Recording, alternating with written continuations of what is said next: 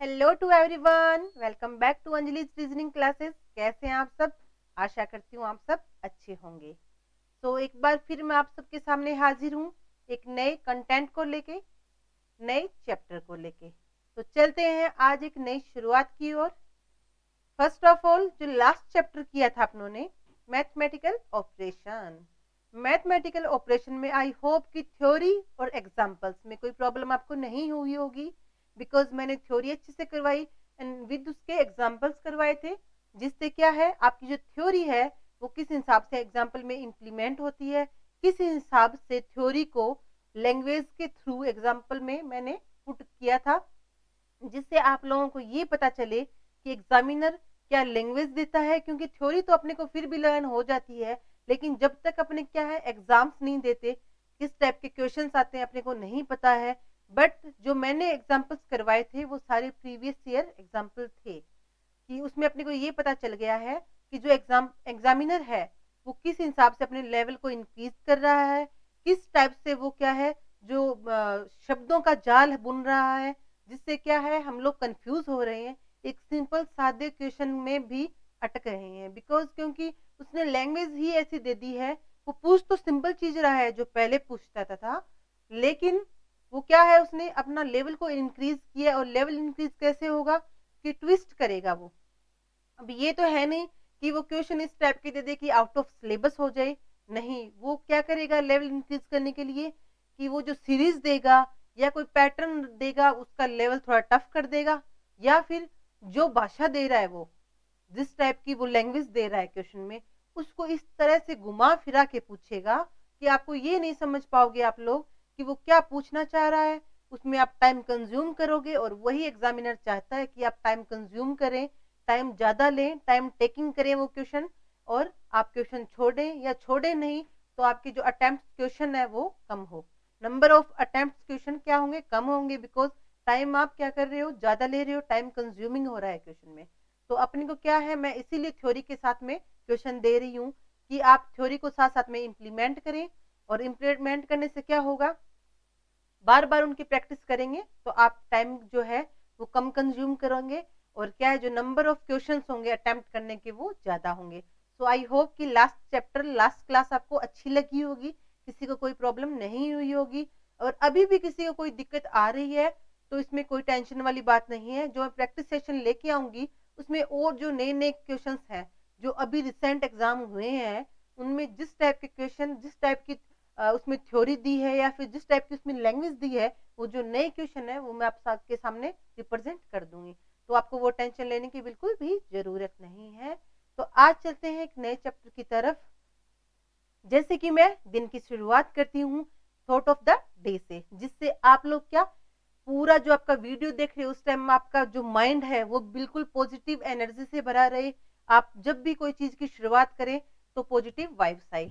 तो thought of the day क्या है हमारी? थॉट ऑफ द डे है, शुरुआत खराब है तो क्या हुआ। शुरुआत खराब है तो क्या हुआ, हर कलाकार एक वक्त पर नौसिखिया ही होता है। शुरुआत खराब है तो क्या हुआ, हर कलाकार एक वक्त पर नौसिखिया ही होता है। इसका मतलब क्या है कि आपको कोई भी चीज करने से पहले डरने की बिल्कुल जरूरत नहीं है, क्योंकि जब भी जिसने भी कोई चीज शुरुआत की है, शुरुआत में वो भी एक नौसिखिया ही था। ऐसा नहीं है कि स्टार्टिंग में ही वो परफेक्ट बन गया है, बिल्कुल नहीं। उसकी मेहनत ने, उसकी प्रैक्टिस ने उसको परफेक्ट बनाया है। तो आपको टेंशन लेने की बिल्कुल जरूरत नहीं है कि यस मेरे को थोड़ा कम आ रहा है, या इतने टाइम में मैं कम चीज सीख पाया हूँ या सीख पाई हूँ, या मुझसे ये चीज नहीं हो पा रही। कोई भी टेंशन की जरूरत नहीं है। हम सब आपके साथ हैं, मैं आपके साथ हूँ। कोई भी टेंशन है उस टेंशन को दूर रखिए, और बस आप प्रैक्टिस करते रहें, चीजें सीखते रहें, और डे बाय डे आपका क्या है जो लेवल है वो इंक्रीज होता रहेगा, सीखने की जो क्षमता है वो बढ़ती रहेगी। तो चलते हैं आज की चैप्टर की तरफ।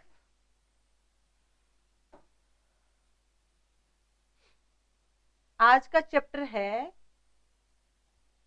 आज का चैप्टर है एनालॉगी, या फिर इसको एक दूसरा नाम भी दिया जाता है, क्योंकि अलग अलग बुक्स में अलग अलग टीचर अपने हिसाब से अलग अलग नाम रखता है चैप्टर का।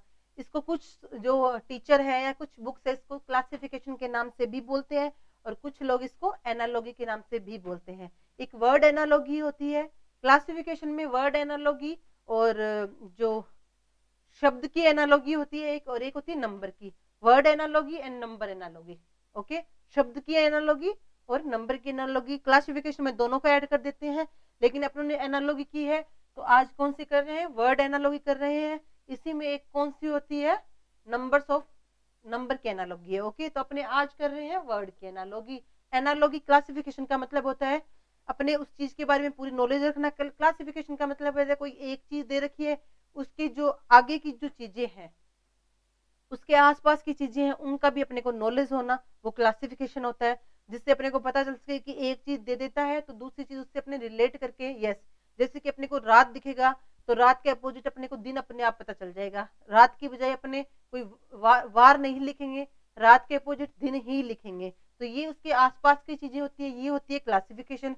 जैसे कोई जंतु है, उसके बच्चे हैं, या फिर कोई ऑक्यूपेशन, मतलब कोई भी ऑक्यूपेशन है और उसमें काम करने वाले होंगे, या कोई काम करने वाला होगा उसका औजार होगा। इस टाइप की जो चीजें होती है वो होती है क्लासिफिकेशन, मतलब जो एक दूसरे से जुड़ी होती है और उसके आसपास की होती है। तो इसी बेस पे रीजनिंग में अपने पास अपने को क्वेश्चन मिलता ही मिलता है। इसको बोलते हैं एनालॉगी थ्योरी या बोलते हैं क्लासिफिकेशन थ्योरी। तो चलते हैं इसकी तरफ।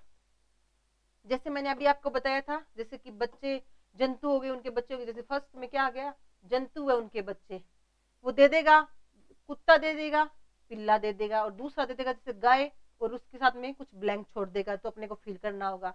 वो फिल कैसे करेंगे, वो फिल तब करेंगे जब अपने को ये पता होगा कि कुत्ते का जो बच्चा है उसको पिल्ला बोलते हैं, तो एग्जामिनर गाय के बच्चे के बारे में या के बारे में पूछ रहा है अपने को। ओके, ये होती है क्लासिफिकेशन, जो कि उसके आसपास की चीजें हैं उनके बारे में बात की गई होगी। ओके, फर्स्ट ऑफ ऑल है जंतु है उनके बच्चे, तो ये चीज अपने को देखनी है, ये चीज अपने को आनी चाहिए, क्योंकि इनमें से एक चीज देगा और दूसरी चीज पूछेगा। तो फर्स्ट क्या है, कुत्ता, कुत्ते का बच्चा है, जो जंतु है कुत्ता, उसका बच्चा क्या हुआ, पिल्ला। शेर का बच्चा शावक, भेड़ का बच्चा है मेमना, कीट का बच्चा या वो है लार्वा। कीट का बच्चा क्या है, कीट पतंगे होते हैं उनके बच्चा क्या है, लार्वा आएगा। घोड़े का बच्चा है बछड़ा, और गाय का बच्चा है बछड़ा। तो मैं फिर आपको जैसे हर बार बताती हूँ, कई चीज पे फोकस करने का बोलती हूँ, तो इन दोनों पे तो पक्का फोकस ये करना है, क्योंकि देखने में बिल्कुल एक जैसे हैं। यहाँ गलती होने के चांसेस 100% रहेंगे, बिकॉज बच्चा और बछड़ा, देखो गलती होने के चांसेस है ना। गाय का बछड़ा है लेकिन घोड़े का जैसे अपने को पता नहीं, तो अपने ये कहीं नहीं, बछड़ा तो शायद गाय का ही होना चाहिए। तो ये गलती नहीं करनी है। घोड़े का बच्चा बछड़ा होता है और गाय का बच्चा बछड़ा होता है। आगे है मुर्गी का बच्चा चूजा, मेंढक का बेगची। ये कुछ ऐसे नाम है जो अलग है, जैसे मेंढक का बच्चा बेगची, ये बहुत कम सुना हुआ होगा। ये बछड़ा, बच्चा, पिल्ला, शावक, ये तो फिर भी सुना हुआ होगा। मेंढक का बेगची, तितली का लार्वा। ये देखो, ये लार्वा कैसे आया बच्चा, लार्वा यहाँ किया था कीट पतंगे। कीट पतंगे में तितली भी तो आ रही है ना, पतंगे में ही आती है तितली, तो इसका बच्चा कौन हुआ, लार्वा। ओके, ऐसी क्लासिफिकेशन, कुछ और क्लासिफिकेशन है। आगे चलते हैं, किस टाइप की क्लासिफिकेशन दे रखी है। आगे क्लासिफिकेशन है व्यवसाय के उनके औजार। व्यवसाय, व्यवसाय होंगे और उनके औजार होंगे, कि कौन से व्यवसाय में कौन से औजार का यूज किया जाता है। ओके, जैसे कि लेखक है, उसका औजार क्या होगा, लेखक का काम है, व्यवसाय क्या है, लिखना, और लिखेगा किससे, कलम से। तो लेखक का औजार कलम। कुम्हार, कुम्हार जो है, जैसे मटका, जो मिट्टी की चीजें बनाता है कुम्हार, उसका काम क्या होगा, इस टाइम मिट्टी की चीजें बनाना। और वो मिट्टी की चीजें वो किस पे बनाता है, देखा होगा अपने, ऐसे गोल गोल, और उसके ऊपर बनाता रहता है वो होता है चाक। ये कुम्हार उसका क्या है, व्यवसाय का, और ये उसका क्या है, औजार है। चिकित्सक का क्या है, डॉक्टर है, उसके आपने देख रखा हो गले में रखता है वो, जिससे अपने को चेक करता है, स्टेथोस्कोप। रसोईया, उस रसोइये के हाथ में क्या होगा, उसका औजार क्या होगा, चाकू, जिससे वो सब्जियां काटेगा। बढ़ई, बढ़ई क्या होता है, जो जैसे पेड़ वगैरह या कोई चीज काटने का काम करता है, उसके पास क्या होगी, आरी होगी, जिससे वो काटता है। खगोल शास्त्री के पास क्या होगी, दूरबीन से वो सारी चीजें देखता रहता है। लुहार के पास क्या होगी, निहाई, जिससे वो कूटता रहता है। कसाई के पास क्या होगी, छुरी होगी, जिससे वो काटने का काम करेगा। किसान के पास क्या है, किसान क्या करता है, खेत का काम करता है, व्यवसाय है उसका, और खेत का काम कैसे, हल से करता है, ये हल उसका औजार हो गया। नाई का काम क्या है, बाल काटना, तो वो कैंची से बाल काटेगा, ये इसका औजार हो गया कैंची। और मोची का केटुआ, जिससे वो जुतियां वगैरह बनाता है। Got it? ये चीजें आपको पता होनी चाहिए, तभी आप लोग क्या कर पाओगे, क्वेश्चंस को सॉल्व कर पाओगे। पता नहीं होगा तो आप क्वेश्चन बिल्कुल भी सॉल्व नहीं कर पाएंगे। चलते हैं नेक्स्ट क्लासिफिकेशन पे। इसमें क्या कह रहा है, औजार व उनके उपयोग। अब कुछ औजार होंगे, जैसे चक्कू का काम क्या करेगा, वो काटने का काम करेगा। झाड़ू क्या करते हैं, कचरा साफ करने का काम करती है। वैसे ही जो औजार होंगे उनके क्या उपयोग लिए जा सकते हैं, ये होगा। उस तरह क्या करेगा, मूंडने का काम करता है। जैसे अपने उस तरह क्या, जैसे नाई रखता है वो मूंडने का काम करेगा, बाल वगैरह मूंडते हैं। बंदूक क्या करेगा, बंदूक क्या है, ये औजार है और उसका काम क्या है, बंदूक से क्या करते हैं, मारते ही अपने किसी को, गोली निकलती है और आगे वाले की मौत होती है, तो मारने का काम करती है बंदूक। ये औजार हो गया और उसका ये उपयोग हो गया। कांटा है जिससे कि खाना खाया जाता है, मैगी वगैरह आप लोगों ने यूज किया होगा कांटा, उसका काम क्या है, उपयोग क्या है, खाने का। चाकू का काम काटने का। कुदाल क्या होता है, ये है खोदने का, जैसे खुदाई करते हैं तो जो वो औजार है उसको बोलते हैं कुदाल। चश्मे का काम क्या होता है, देखना। चिमटे का जो काम होता है वो होता है पकड़ना। कलम का काम क्या होता है, लिखना। चम्मच का खाना। कुल्हाड़ी का काटना। और ढाल का बचाना। जो ढाल होती है, जैसे लड़ाई वगैरह में देखी होगी, फिल्म वगैरह में देखा होगा आपने, वैसे तो नहीं देखते अपने, कहाँ देखेंगे ये चीजें। तो उसमें क्या है, ढाल, जैसे वो लड़ाई करते हैं तो वो ढाल लगा लेते हैं जिससे कि वो बच जाते हैं तलवार वगैरह से। Got it? ये चीजें क्या है, आपको समझनी पड़ेगी, देखनी पड़ेगी, ये चीजें आपको आना चाहिए। ऐसे नहीं है कि ये चीज एक बार देख ली और अपने को पता ही नहीं है। इनको 4 या 5 बार पढ़ोगे आप लोग तो आप लोग क्या है, ये चीज इनमें गो थ्रू हो जाओगे और आप यूज टू हो जाओगे उन चीजों के। मतलब ये चीजें आपको अपने आप आने लग जाएगी, पता चलने लग जाएगा कि इसका ये मतलब होता है, इसका ये यूज होता है। ओके, तो चलते हैं नेक्स्ट क्लासिफिकेशन किसकी दी हुई है, चेक करते हैं अभी। नेक्स्ट है व्यवसायी है उनकी कार्यशाला, कि कौन सा व्यवसाय कहाँ किया जाता है, उनकी कार्यशाला कहाँ होती है, कि कौन कहाँ, मतलब जो टीचर है वो कहाँ रहेगा, स्कूल में रहेगा।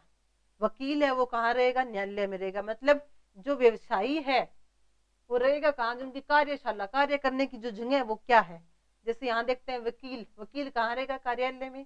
कलाकार है वो रंगमंच पे रहेगा। किसान है वो क्या खेती करता है, खेत में रहेगा।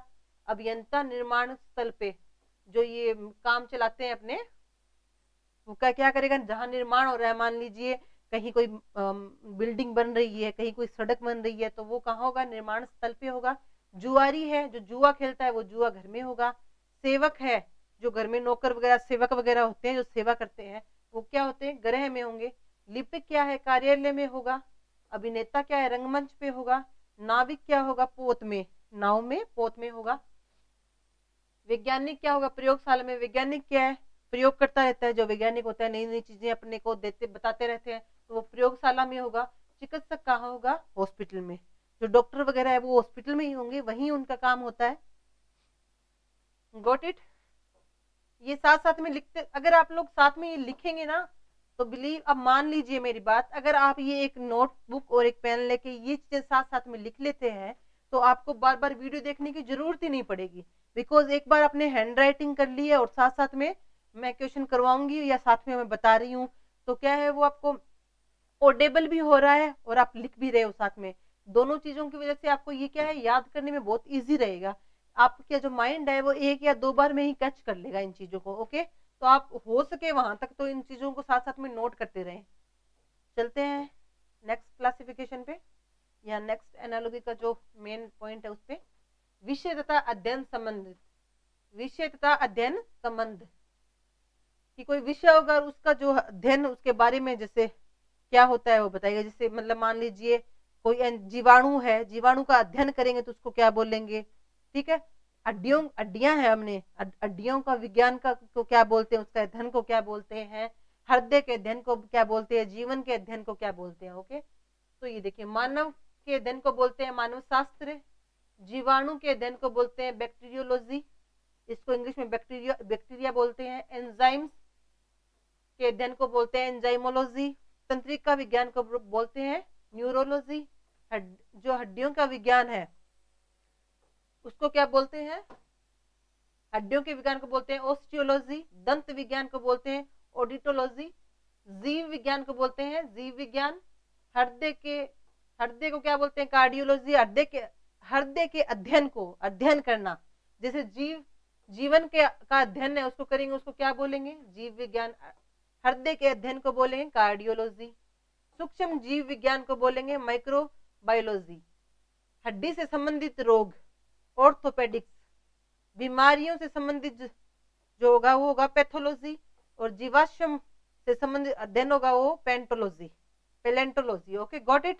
ये चीजें अपने को पता होनी चाहिए। इनके विदाउट अपने अगर ये लर्न नहीं है, इनके बारे में अपने नहीं जानते हैं, तो आप इससे संबंधित जो भी क्वेश्चन होंगे, मीन्स एनालॉजी, वर्ड एनालॉजी से संबंधित जो भी क्वेश्चन होंगे, आप लोग वो क्वेश्चन नहीं कर पाएंगे, बिकॉज आपको इन चीजों का नॉलेज नहीं है।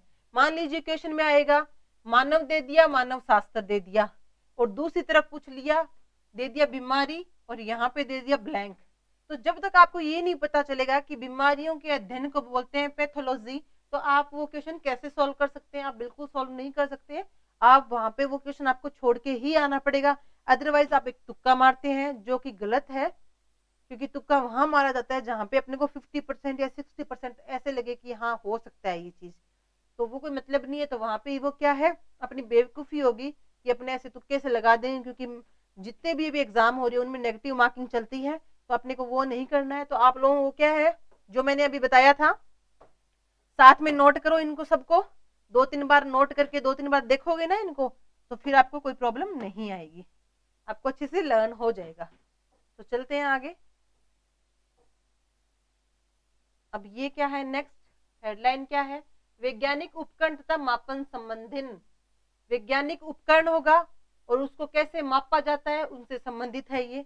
जैसे विद्युत धारा को मापने की जो इकाई, जो यूनिट है, उसको बोलते हैं एमीटर, है एमीटर, ठीक है। जो विद्युत धारा है उसको मापने की जो इकाई, जो मापने की यूनिट होती है, उसको बोलते हैं एमीटर। ध्वनि तीव्रता, इसको मापने की जो इकाई यूनिट है उसको बोलते हैं ऑडियोमीटर। विद्युत धारा की प्रबलता को मापने की इकाई को बोलते हैं गैल्वेनोमीटर।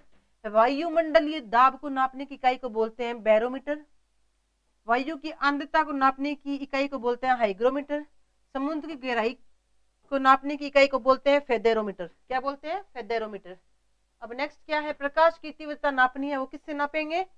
फोटोमीटर से। भूकंप को कैसे नापा जाता है, किस यूनिट से नापेंगे? सिस्मोग्राफ से। दूध की शुद्धता को किस यूनिट से मापेंगे? लैक्टोमीटर से। पादप वृद्धि, जो पादप में वृद्धि होती है, इस चीज को मापने के लिए अपने पास क्या यूनिट है? कैस्कोग्राफ। उष्मा की मात्रा को मापने की यूनिट क्या है? कैलोरीमीटर। और विभवांतर को मापने की इलेक्ट्रोमीटर। Got it.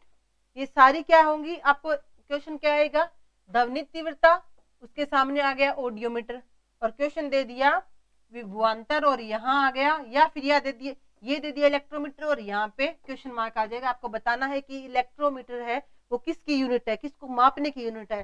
तो अगर आपने ये पढ़ा होगा, आपको लर्न होगा, तो आप एकदम करेक्ट उस पर आंसर टिक कर देंगे। लेकिन आपको ये पता ही नहीं है कि इलेक्ट्रोमीटर किसकी यूनिट है, किसको मापने की यूनिट है। विभवांतर को मापने की है, या दूध को मापने की है, भूकंप को मापने की है, या विद्युत धारा को मापने की है, तो आप वो क्वेश्चन रॉन्ग करके आओगे, या करके आओगे क्वेश्चन को स्किप। अपन को दोनों ही कंडीशन में दोनों तरफ नहीं जाना है, ना स्किप करेंगे ना रॉन्ग करेंगे। बिकॉज मैं आपको ये जब प्रोवाइड करवा रही हूँ, आपको सब कुछ रेडीमेड मिल रहा है, तो आपको प्रॉब्लम होनी नहीं चाहिए ना। आपको सब कुछ मिल रहा है, बस आपको तो ये कहा जा रहा है कि आप 2 या 3 बार इन सब को क्या करो, प्रैक्टिस करो। 2 या 3 बार अपने हाथ से लिख लो, तो कोई प्रॉब्लम नहीं होगी। बिकॉज लिखा हुआ जल्दी याद होता है, आप सबको ये बात पता होगी। और 1-2 बार सुन लोगे तो आपका ये प्रॉपर हो जाएगा। और साथ साथ में क्या करोगे, 60% तो लर्न ये करना है आपको, तब होगा। और 40% क्या करना है, इसके एग्जाम्पल्स या फिर क्वेश्चंस करने हैं। जिससे क्या एग्जाम्पल और क्वेश्चन करते हैं तो उससे अपने को ये पता चल जाता है कि अपनी जो थ्योरी की तैयारी है, जो बेस है अपना, जो अपने पिलर्स हैं, जिसके थ्रू ये, जैसे ये वाली चीजें हैं जिसके थ्रू अपने क्वेश्चन करेंगे, ये अपना कितना मजबूत है। ये अपनों ने जो बेस किया है, जो थ्योरी की है, जब भी आप ये क्वेश्चन लगाओगे ना, 15, 20, 30 क्वेश्चन लगाओगे, तो आपको पता चलता रहेगा कि मेरे को इस चीज में मैं वीक हूँ, इस चीज में मैं अच्छा हूँ। तो 60% तो थ्योरी लर्न करनी है, लेकिन 40% उसके साथ क्या करना है, एग्जाम्पल्स करने हैं। जिसके थ्रू क्या है, एग्जाम्पल के थ्रू आपको ये पता चलता रहेगा कि किस फील्ड में मैं वीक हूँ एंड किस फील्ड में या किस चैप्टर में मैं अच्छा जा रहा हूँ। Got it? तो साथ साथ में लिखते जाएं, इस वीडियो का भी आप यूज करें, मैं करवा रही हूँ साथ साथ में। देखो, एक तो आपको सुनने को मिल रही है ये चीजें, बार बार सुनने से भी चीजें याद होती है और साथ में आप नोट डाउन कर रहे हो, तो डबल फायदा हो रहा है ना। तो अपने को वही चीजें करनी है। चलते हैं नेक्स्ट आगे। आगे क्या हेडलाइन है अपने पास? भौतिक राशि व उनकी इकाइयां। कुछ राशि दी होगी और उनकी यूनिट इकाइयां दी है, जो कि अपने चेक करेंगे। जैसे बल, ये क्वेश्चन भी, ये क्या एग्जामिनर क्या करता है, अब आप लोग कहते हो ना कई बार, जैसे बहुत सारे बच्चे कहते हैं कि नहीं अब की बार तो मैथ टफ थी, अब की बार रीजनिंग में इतना टफ दे दिया मैम। रीजनिंग काफी टफ लग रही थी, लेवल था रीजनिंग का। वो लेवल नहीं होता एक्चुअली, वो ये चीजें होती है, वो जो याद करने वाली होती है, जो अपने को पता होनी चाहिए, एक तरीके का जनरल नॉलेज होना चाहिए। जो जीके है वो भी हर एक जो टॉपिक है, मतलब हर एक सब्जेक्ट है ना, वो एक दूसरे से जुड़ा हुआ होता है। जैसे कि इसमें मैथ का देखा आपने कितना यूज हुआ, लास्ट क्लास की थी मैथमेटिकल ऑपरेशन में, उसमें आपको ये लग रहा था जैसे कि आप मैथ की ही क्लास ले रहे हो। वैसे जैसे इनमें ये चीजें हैं, किसी में साइंस की आ रही है, किसी में जीके की आ रही है। Got it? ये चीजें अपने को लर्न होनी चाहिए। अब क्या है, क्वेश्चन क्या, एग्जामिनर क्या करेगा, लेवल अप करने के लिए इस टाइप की चीजें देगा, ऐसे क्वेश्चंस देगा। तो अब नॉर्मल 80% बच्चे हैं वो ये चीजें नहीं कर रखी है, ओनली 20% बच्चों ने ये कर रखी है। अब वो जो अपना ये क्वेश्चन आएगा, जो एग्जामिनर ये क्वेश्चन देगा, उसमें ये 20 बच्चे ही कर पाएंगे, 80 बच्चे नहीं कर पाएंगे। तो उनको क्या लगेगा कि अब की बार रीजनिंग क्या है, लेवल क्या कर दिया उसका, अप कर दिया। बट ऐसा बिल्कुल नहीं है। अगर आप रीजनिंग को अच्छे से कर रखा है, रीजनिंग का हर एक चैप्टर आपको कंप्लीट अच्छे से आ रहा है विद थ्योरी, तो आप लोगों को रीजनिंग में चाहे कोई भी लेवल बढ़ा के दे दे, रीजनिंग का लेवल वही लगेगा। ओके, तो ये चीज अपने को लर्न होनी चाहिए। लेकिन अब आप पे डिपेंड है कि आप किस टाइप से लर्न कर रहे हो। जैसे मैं बता रही हूँ उस टाइप से लर्न कर रहे हो तो बिलीव मी कि आपको कोई प्रॉब्लम होगी नहीं। 3-4 बार आप, जैसे मैं कह रही हूँ कि साथ में लिखें, साथ में मुझे सुने, 1-2 बार और प्रैक्टिस करके लिखें, तो आपको ये अच्छे से 90% कवर अप हो जाएगा। और 90% कवर होने का मतलब 100% के जैसे ही है, 10% तो ना में आता है, ना के बराबर आता है। ओके, भौतिक राशि व उनकी इकाइयां, ये सारी चीज जो मैं आज बता रही हूँ ये सारी लर्न करने वाली है। ओके ओके स्टूडेंट, तो ये सारी आप लोगों को लर्न करनी है। मैं आपको वर्बली एक बार बता देती हूँ साथ साथ में, ताकि आप सुनो तो वो चीजें आपको कुछ याद होती रहे। जैसे बल, बल की यूनिट क्या है, बल को कैसे मापते हैं, न्यूटन में। कार्य को किस यूनिट में मापते हैं, जूल में। शक्ति को किस में मापते हैं, वोट में। ऊष्मा को कैलोरी में। प्रतिरोध को ओम में मापा जाता है। दाब की यूनिट है पास्कल। यूनिट मतलब उसको मापने की इकाई होती है, ठीक है। शांतना को प्लांक में। आवर्ती को हर्ट्ज में नापा जाता है। सोने की शुद्धता को कैरेट में मापा जाता है। विद्युत धारा को एम्पियर में मापा जाता है। विद्युत शक्ति को किलोवाट में मापा जाता है। बल को किस में मापा जाएगा, डाइन में। ऊर्जा को जूल में। समय को सेकंड में। विद्युत विभव को वोल्ट में। कोण को रेडियन में मापते हैं। आवेश को कूलाम में मापते हैं। ध्वनि तीव्रता किस में मापी जाती है, डेसिबल में। जल की गहराई फेदम में। विभवांतर किस में मापा जाता है, वोल्टेज में। और लेंस की आवर्तन क्षमता डायोप्टर में मापी जाती है। Got it? तो ये क्या थी, भौतिक राशि व उनकी यूनिट, उनकी इकाई, मतलब उनकी मापने की इकाई है। तो ये हो गई है अपनी सारी। ऐसे तो और भी बहुत सारी है, लेकिन मैं जो लिखवा रखा है मैंने यहाँ पे बोर्ड पे, ये है मोस्ट इंपोर्टेंट। इसमें से ही क्वेश्चन ज्यादातर पूछे जाते हैं, और जो प्रीवियस ईयर में ऑलमोस्ट इस 90-95 इन्हीं में से क्वेश्चन पूछे गए हैं। तो मेन तो अपने को याद होनी चाहिए जो मोस्ट इंपोर्टेंट है। बच्ची 5% तो वो अपने स्किप कर सकते हैं, क्योंकि ऐसे तो बहुत सारी चीजें होगी, सारी चीजें नहीं कवर अप होती। तो आपको जो मोस्ट इंपोर्टेंट चीजें हैं वो कवर, मतलब कोई भी सब्जेक्ट में, कोई भी सिलेबस में 90-95 कवर होने का मतलब है कि आपकी 100% तैयारी है। Got it? चलते हैं नेक्स्ट पे। नेक्स्ट है देश और खेल का संबंध।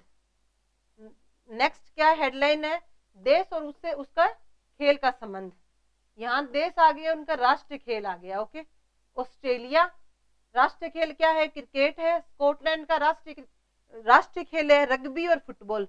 रग्बी भी फुटबॉल की जैसी होती है, बस उसका अंडाकार जो नीचे का खेलने वाला जो होता है वो अंडाकार होता है और इस टाइप की ही होती है ये, लेकिन अपनों ने ये कम देखी हुई क्योंकि फुटबॉल वगैरह ही तो ये तो अपने चलते रहते हैं, रग्बी वगैरह नहीं चलती है। स्कॉटलैंड की है। अमेरिका का क्या है? बेसबॉल है। कनाडा का क्या है? बर्फ हॉकी। स्पेन क्या है? सांडों की लड़ाई। यस, स्पेन जो देश है उसका राष्ट्रीय खेल क्या है? सांडों की लड़ाई है। सांडों की लड़ाई करवाई जाती है वहां पे, वो एक खेल के रूप में उनका एक प्रतीक है, राष्ट्रीय खेल है। भारत हॉकी।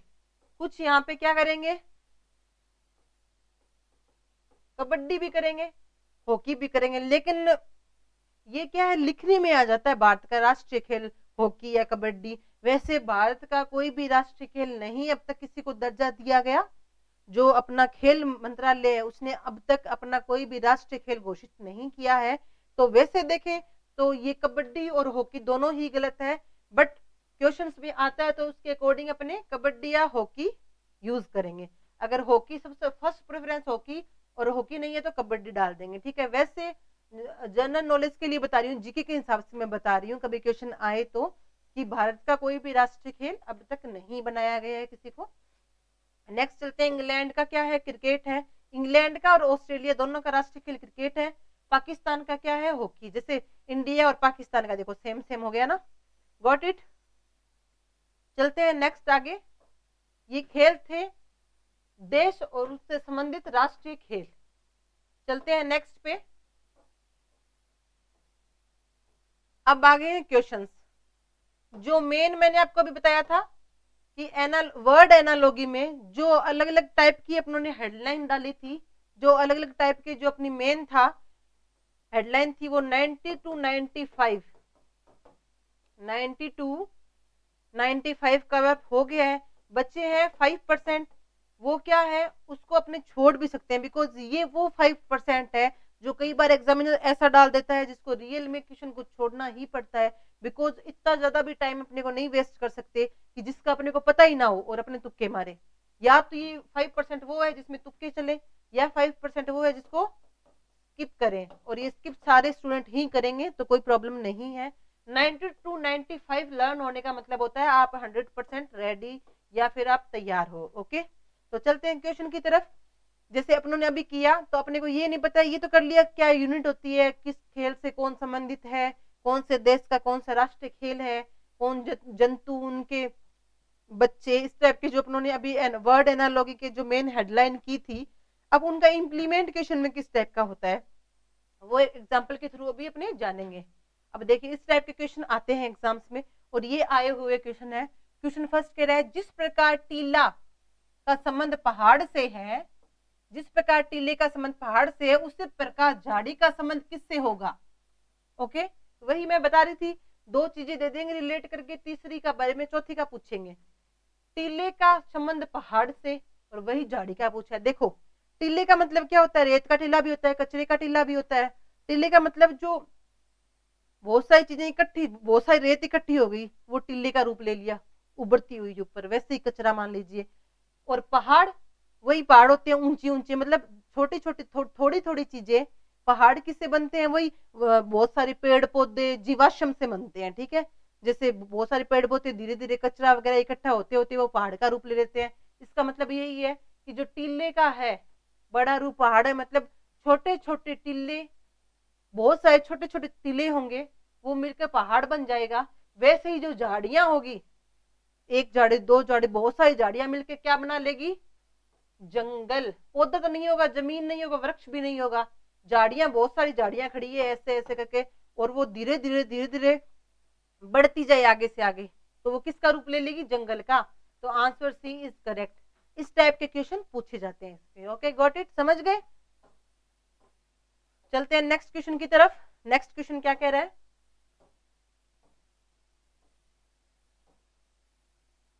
नेक्स्ट क्वेश्चन कह रहा है, जिस प्रकार सुई का संबंध घड़ी से है उसी प्रकार पहिए का संबंध किससे है?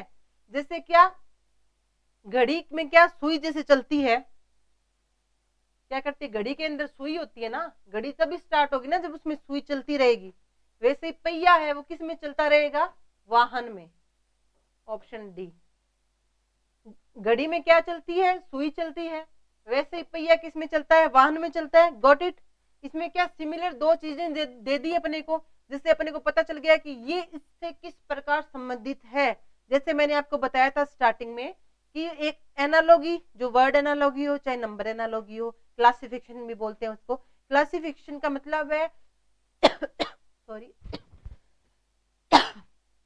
सॉरी क्लासिफिकेशन का मतलब क्या है? एक दूसरे से जो चीजें हैं वो रिलेट होगी, चाहे वो किसी भी तरीके से हो। वो अपने को पता कब चलेगा कि किस टाइप से रिलेट है? इस टाइप के क्वेश्चन देंगे जैसे अपने को पता चल गया। वैसे सुई और घड़ी अलग चीजें हैं, लेकिन क्या है, सुई है वो घड़ी में चलती है, वैसे ही पहिया किस में चलेगा? वाहन में चलेगा।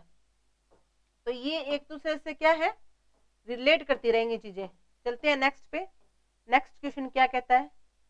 अब आप इससे क्या है, जो अपने थ्योरी की थी वो इंप्लीमेंट हो रही है आप लोगों की।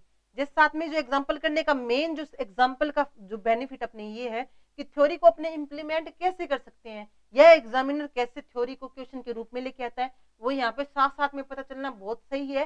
बिकॉज क्या करते हैं, नॉर्मल क्या होता है, थ्योरी करवा दी आपको, रेगुलर सब चीजों की थ्योरी हो रही है, बट क्वेश्चन नहीं हो रहे, और क्वेश्चन लास्ट में हो रहे हैं, तो फिर कोई मतलब नहीं बनता। अब एक ही, अगर आप मान लीजिए आपका ये चैप्टर है, इस एक चैप्टर के अंदर ही ये वीडियो है, थ्योरी के साथ हैंड टू हैंड ही आप एग्जांपल कर लोगे तो इंप्लीमेंट कर पाओगे आप थ्योरी को। थ्योरी लर्न होगी, इंप्लीमेंट कर दिया, फिर एक्सरसाइज करोगे ना, तो आप लोगों को ये लगेगा कि यस मुझे इस चैप्टर में कुछ आने लग गया है। तो इससे एग्जाम्पल का बहुत बेनिफिट मिलता है अपने को। जिस प्रकार गाय का संबंध बछड़े से है, उसी प्रकार घोड़े का संबंध किससे होगा? ये क्या है? गाय का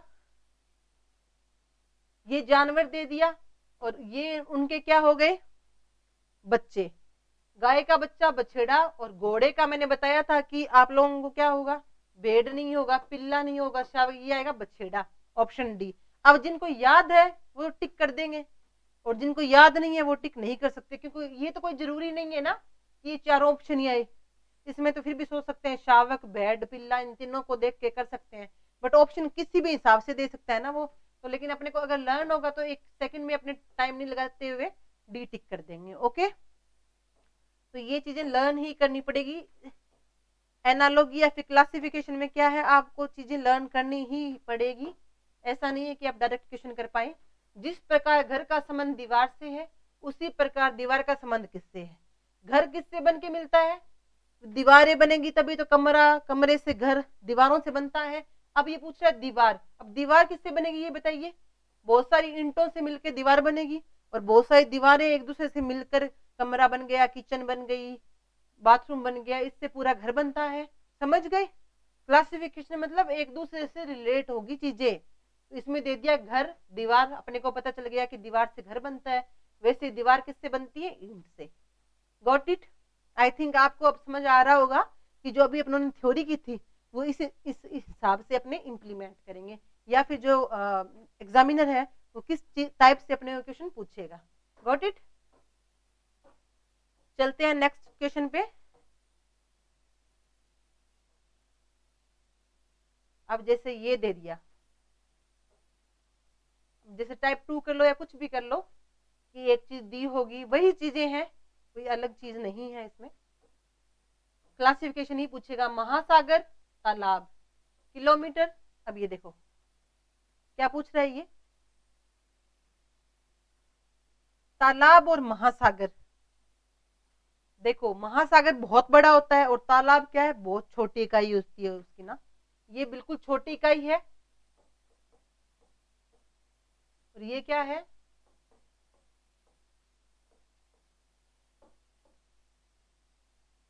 सबसे छोटी इकाई है। किलोमीटर क्या हो गई? सबसे बड़ी इकाई होगी, और इसकी छोटी इकाई क्या होगी? सबसे छोटी क्या? किलोमीटर। मीटर नहीं होगा, सेंटीमीटर, डेसीमीटर, सबसे छोटी इकाई होगी मिलीमीटर। जैसे ये सबसे बड़ी इकाई, ये इसकी सबसे छोटी इकाई, महासागर सबसे बड़ा, तालाब सबसे छोटा, वैसे किलोमीटर सबसे बड़ा और मिलीमीटर सबसे छोटा। एक दूसरे रिलेट हो रहे हैं, क्लासिफिकेशन दे रहे हैं एक दूसरे का। महासागर और तालाब का रिलेट हो रहा है कैसे ना कैसे, वैसे ही किलोमीटर का और मिलीमीटर का रिलेट हो गया है। Got it? समझ आ रहा होगा किसी को? कोई स्टूडेंट को आई थिंक कोई प्रॉब्लम नहीं हो रही होगी, बिकॉज ऐसा मैं कुछ नहीं करवा रही कि आपको समझने में दिक्कत हो। बिकॉज मैं तो थ्योरी के साथ में एग्जाम्पल करवा रही हूँ ताकि आपको और अच्छे से समझ आए। Got it? किसी को प्रॉब्लम फिर भी आ रही है तो वो कमेंट में बता सकता है कि मैम मेरे को इस चीज में प्रॉब्लम आ रही है, तो मैं कुछ और उसका क्लैरिफिकेशन दे दूंगी अगर किसी को प्रॉब्लम आती है तो। बट आई होप नहीं आनी चाहिए, क्योंकि मैं सब कुछ कवर करके चल रही हूँ। मुझे पता है कि यहाँ पे 0 लेवल से हाई लेवल तक के बच्चे हैं, मतलब किसी बच्चे की स्टार्टिंग है और किसी बच्चे ने अच्छे से सब कुछ कर रखा है। हर टाइप के बच्चे आते हैं, कुछ बच्चे आएंगे यहाँ पे आर्ट्स से, कुछ आएंगे साइंस से, हर एक बच्चा अलग अलग होता है। किसी की मैथ अच्छी है, किसी की जीके अच्छी है, तो उस हिसाब से बच्चे होते हैं। तो मुझे ये पता है कि कोई बच्चा यहाँ पे 10th करने के बाद भी बैठा है, कुछ बच्चे देख रहे हैं वो बीटेक भी कर रखी होगी उन्होंने। तो मैं जो लेके आती हूँ वीडियो, वो वीडियो इस हिसाब से है कि उसमें आप किसी भी टाइप का बच्चा या कोई भी उसका लेवल हो, वो यहाँ पे अच्छे से समझ सकता है चीजों को, कोई प्रॉब्लम नहीं होगी।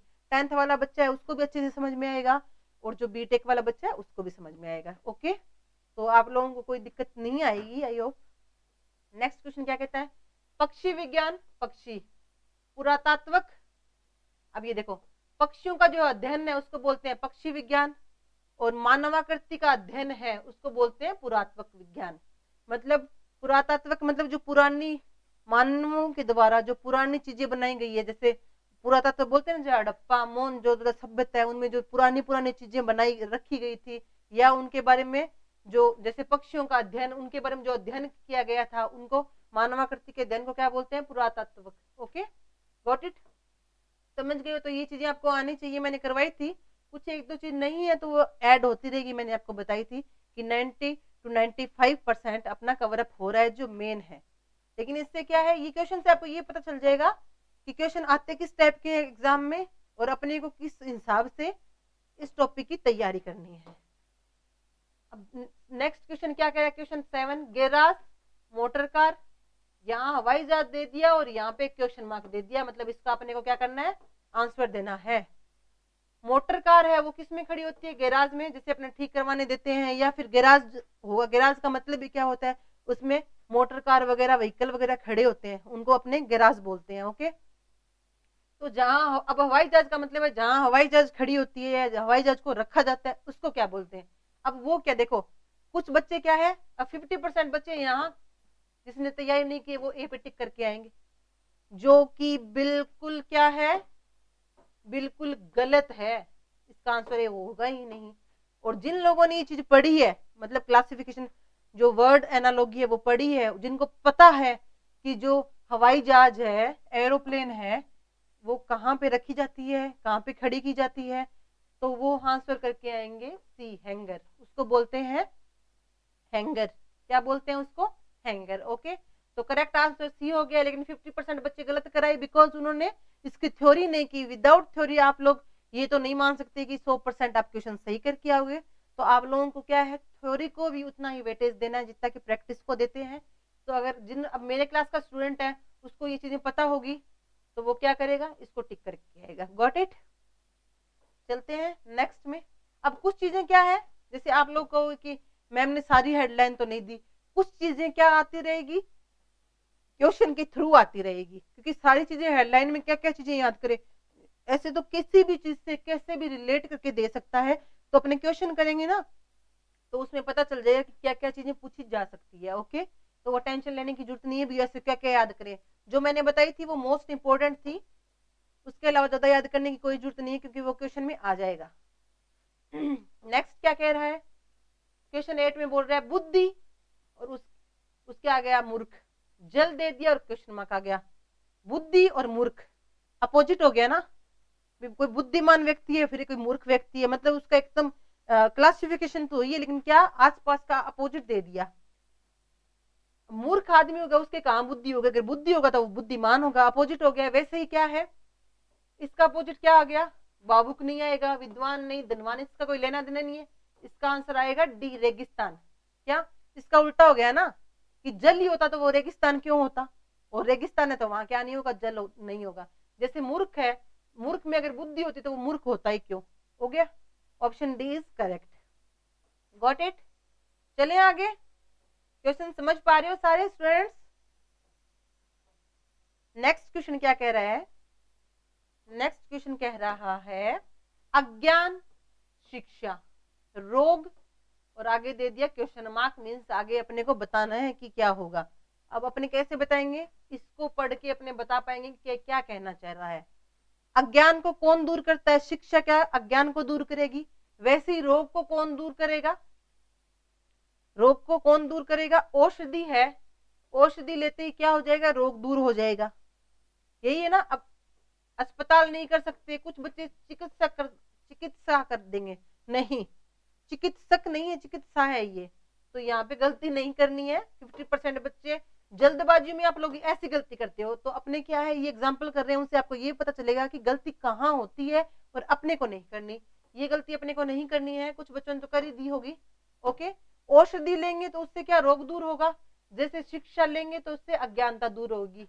गॉट इट, रिलेट हो रहे हैं ना एक दूसरे से, इसी को बोलते हैं क्लासिफिकेशन, कि उसके आसपास की चीजें उससे रिलेट की हुई चीजें आएगी। चलते हैं नेक्स्ट की तरफ।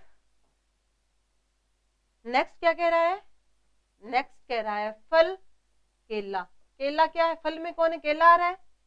दूसरा पूछा है स्तनधारी, स्तनधारी क्या हुआ, स्तनधारी में क्या आएगा, फल में केला आ रहा है, स्तनधारी में आएगा शेर। क्या आएगा, शेर। ऑप्शन सी इज करेक्ट, स्तनधारी में आएगा शेर। ओके, चलते हैं आगे। ऐसी चीजें रिलेट होती जाती है।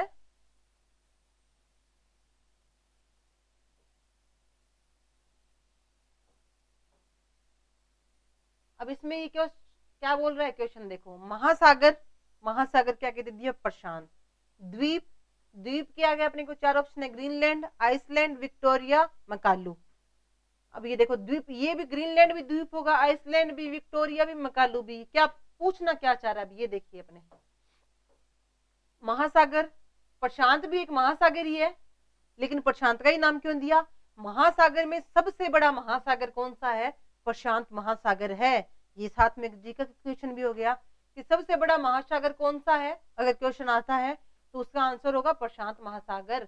तो वैसे ही द्वीप की बात करें तो सबसे बड़ा द्वीप कौन सा होगा, अब आप लोग बताइए। अब इसमें क्या है, अपने को क्या पता कौन सा होगा, तो थोड़ा बहुत मैंने कहा था, थोड़ी बहुत नॉलेज होनी चाहिए, जनरल नॉलेज भी होनी चाहिए कि सबसे बड़ा द्वीप कौन सा आ गया इसमें, ये द्वीप आ गया, और द्वीप में सबसे बड़ा आ गया ग्रीनलैंड। क्या आ गया, ग्रीनलैंड सबसे बड़ा द्वीप है। Okay, answer A is correct. चलते हैं नेक्स्ट की तरफ।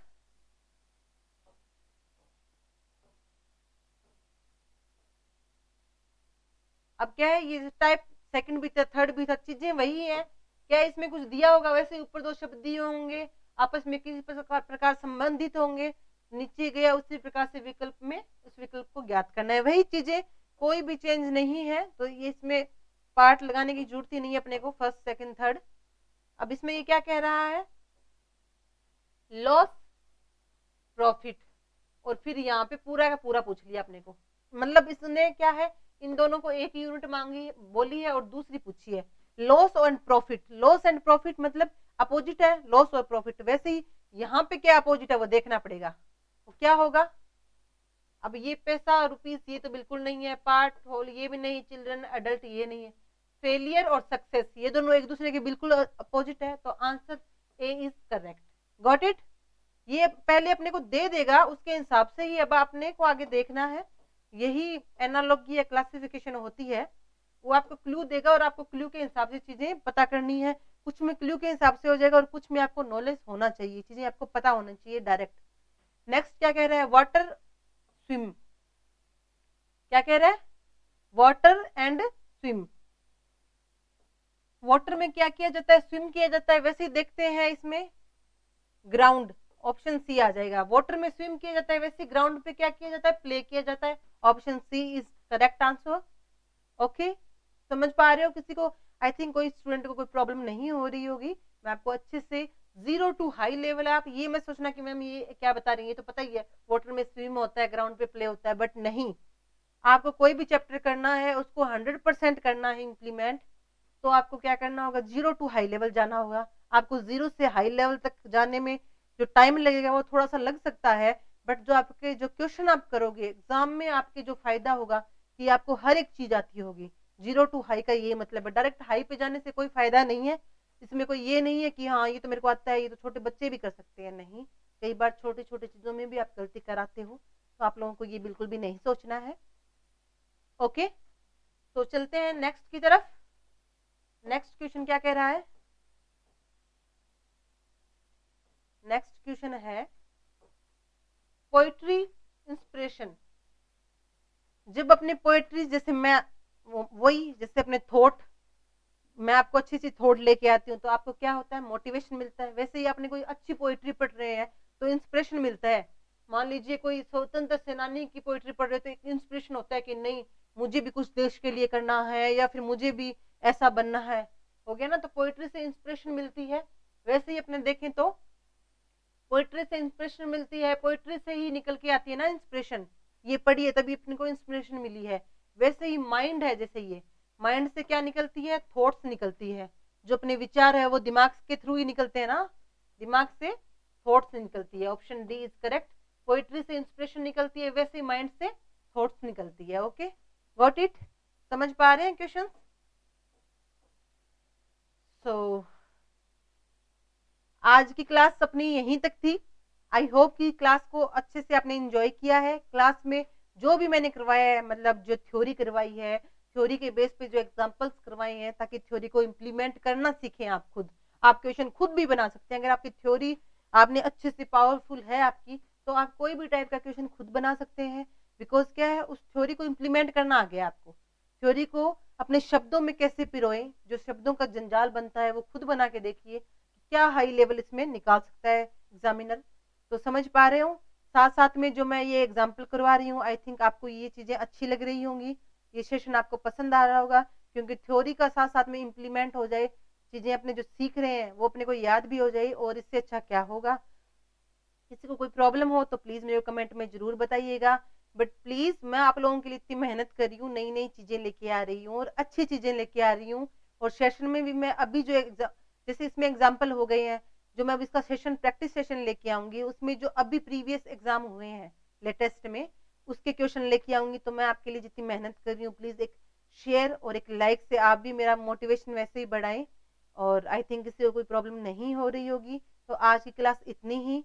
नेक्स्ट चैप्टर में अपने नेक्स्ट नई क्लास लेके आएंगे। So till then have a nice day, thank you.